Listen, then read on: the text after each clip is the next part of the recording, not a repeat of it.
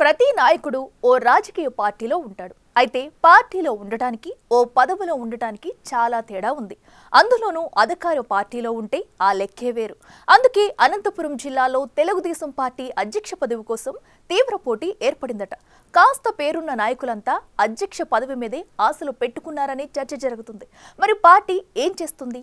సామాజిక వర్గాల ఆధారంగా లెక్కలేస్తుందా? అసలేం జరుగుతుంది?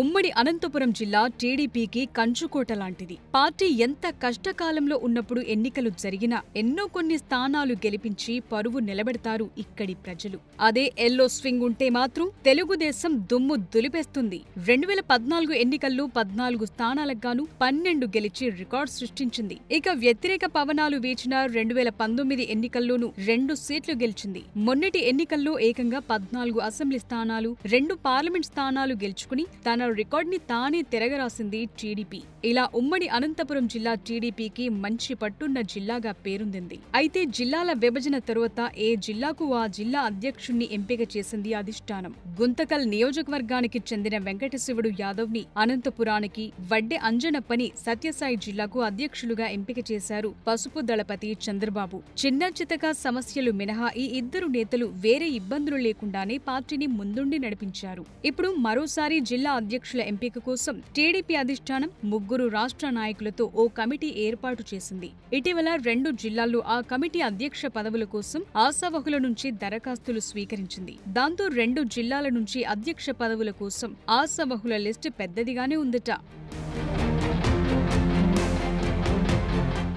ప్రధానంగా సత్యసాయి జిల్లా టీడీపీ అధ్యక్ష పదవి ఆశిస్తోన్న నాయకుల సంఖ్య ఎక్కువగా ఉంది. అయితే అధిష్టానం మాత్రం జిల్లా అధ్యక్ష పదవిని ఆశించేవారెవరైనా పార్టీలో సుమారు 15 సంవత్సరాలు క్రియాశీలకంగా పనిచేసి ఉండాలనే షరతు విధించిందట.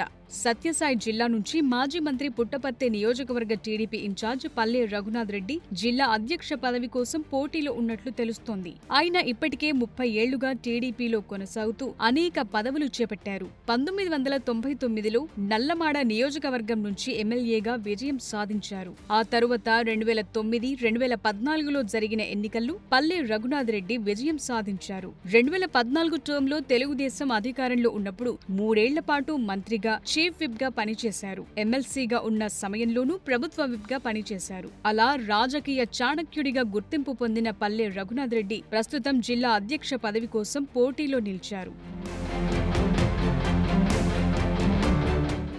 మరోవైపు పెనుగొండ నియోజకవర్గానికి చెందిన కురుబ కృష్ణమూర్తి కూడా చాలా ఏళ్లుగా టీడీపీలోనే కొనసాగుతున్నారు. వారి కుటుంబం కూడా తెలుగుదేశం ఆవిర్భావం నుంచి పార్టీ కోసం పనిచేస్తోంది. కృష్ణమూర్తి కూడా తెలుగుదేశం పార్టీలో అనేక పదవులు చేపట్టారు. ప్రస్తుతం ఆయన జిల్లా అధ్యక్ష పదవి రేస్లో ఉన్నారు. గతంలో జిల్లా కార్యదర్శిగా, ప్రధాన కార్యదర్శిగా, కార్యనిర్వాహక కార్యదర్శిగా కృష్ణమూర్తి పనిచేశారు. ఇప్పుడు సత్యసాయి జిల్లా త్రిసభ్య కమిటీ సభ్యులుగా, భారీ పరిశ్రమల శాఖ మంత్రి, అనంతపురం జిల్లా ఇన్ఛార్జ్ మంత్రి టీజీ భరత్, మాజీ మంత్రి దేవినేని ఉమామహేశ్వరరావు, రాష్ట్ర రైతు సంఘం అధ్యక్షులు మారెడ్డి శ్రీనివాస్ రెడ్డి ఉన్నారు. వీరికి జిల్లా అధ్యక్ష పదవి కావాలని కోరుతూ మాజీ మంత్రి పల్లె రఘునాథ్ రెడ్డి, కురుబ కృష్ణమూర్తి వినతి పత్రాలు అందజేశారు.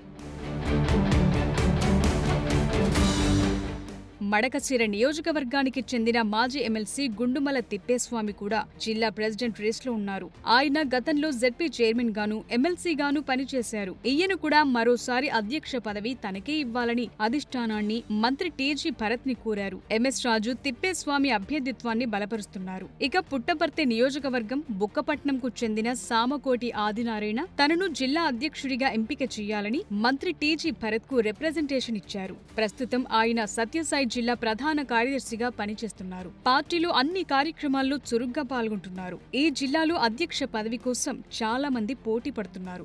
మరి తెలుగుదేశం అధిష్టానం ఎవరిని అధ్యక్షుడిగా ఎంపిక చేస్తుందనేది ఆసక్తిగా మారింది.